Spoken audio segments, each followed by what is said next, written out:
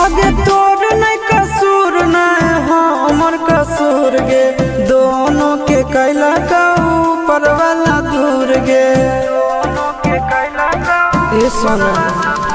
आगे तोर नहीं कसूर नहीं हमर कसूर गे दोनों के कैला का ऊपर वाला दूर गे आगे शीशा के छोड़ा के तो मिलोगे चिंटू या न जान से आगे सोना चिंटू या न जान से जोड़ी है बनावल भगवान के दोस्त न है इंसान के आगे सोना दोस्त न है